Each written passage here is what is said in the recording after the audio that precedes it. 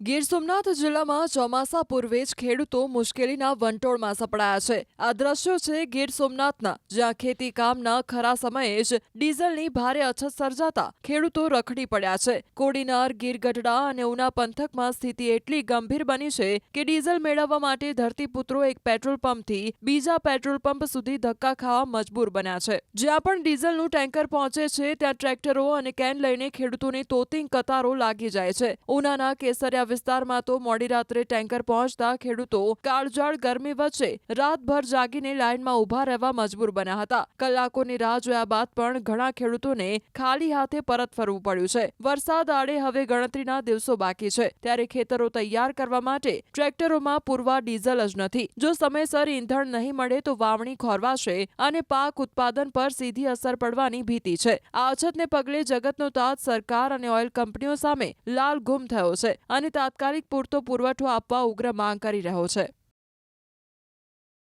હવે અત્યારે ડીઝલ લેવા ખેડૂત ઉપર અત્યારે ખેડૂતની સિઝન છે, બરોબર। ખેતરો બધા સુધારવાના છે, બરોબર। 50% ખેતરો સુધર્યા નથી ને અત્યારે ડીઝલ અહીંયા 20 લીટર આપે, 20 લીટરમાં થાય હું 7 કલાક હાલે ટ્રેક્ટર, કોઈ 6 કલાક હાલે ટ્રેક્ટર, બરોબર।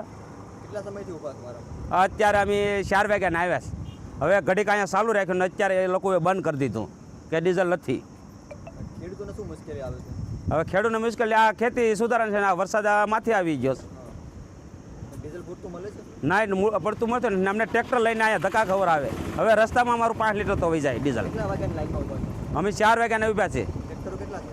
ટ્રેક્ટર અટાણે કે 60-70 રહે। સરકારશ્રીને કે આ લોકોને પેટ્રોલ પંપવાળાને ડીઝલ આપે તો અમારા ખેડૂતની ક્યાંક જમીન હારી થાય। ટ્રેક્ટર અત્યારે ડીઝલ મળતું જ નથી, બરાબર।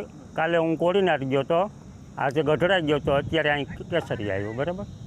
ક્યાંય ડીઝલ મળતું નથી, ખેડૂતો તો હેરાન થાય। અત્યારે વાવણી આવી, બરાબર, ખેડવાના અટાણે હાંધા છે અત્યારે 50 ટ્રેક્ટર છે।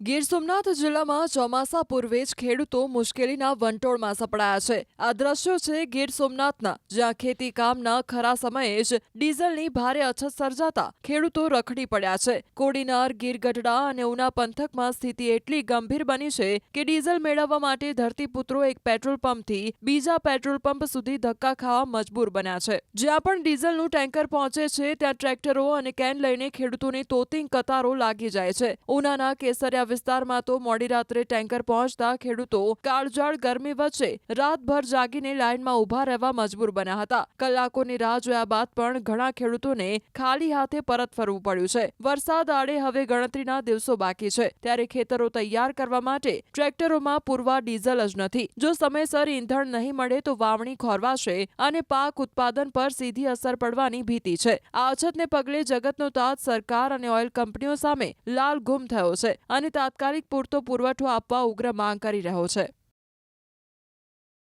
હવે અત્યારે ડીઝલ લેવા ખેડૂત ઉપર અત્યારે ખેડૂતની સિઝન છે, બરોબર। ખેતરો બધા સુધારવાના છે, બરોબર। 50% ખેતરો સુધર્યા નથી ને અત્યારે ડીઝલ અહીંયા 20 લીટર આપે, 20 લીટરમાં થાય હું 7 કલાક હાલે ટ્રેક્ટર, કોઈ 6 કલાક હાલે ટ્રેક્ટર, બરોબર।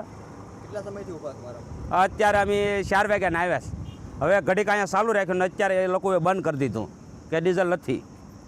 ખેડૂતોને શું મુશ્કેલી આવે છે? હવે ખેડૂતને મુશ્કેલી આ ખેતી સુધારણ છે ને આ વરસાદ માથે આવી ગયો છે, ડીઝલ પૂરતું મળે છે? ના પડતું મળતું ને અમને ટ્રેક્ટર લઈને અહીંયા ધક્કા ખબર આવે। હવે રસ્તામાં અમારું 5 લીટર તો વહી જાય ડીઝલ। કેટલા વાગ્યાની લાઈનમાં ઊભા છો? અમે 4 વાગ્યાને ઊભા છે। ટ્રેક્ટરો કેટલા છે? ટ્રેક્ટર અટાણે કે 60-70 રહે। સરકારશ્રીને કે આ લોકોને પેટ્રોલ પંપવાળાને ડીઝલ આપે તો અમારા ખેડૂતની ક્યાંક જમીન હારી થાય। ટ્રેક્ટર અત્યારે ડીઝલ મળતું જ નથી, બરાબર। કાલે હું કોડીનાર ગયો તો, આજે ગઢડા ગયો તો, અત્યારે અહીં કેસરી આવ્યો, બરાબર। ક્યાંય ડીઝલ મળતું નથી, ખેડૂતો તો હેરાન થાય। અત્યારે વાવણી આવી, બરાબર, ખેડવાના અટાણે હાંધા છે અત્યારે 50 ટ્રેક્ટર છે।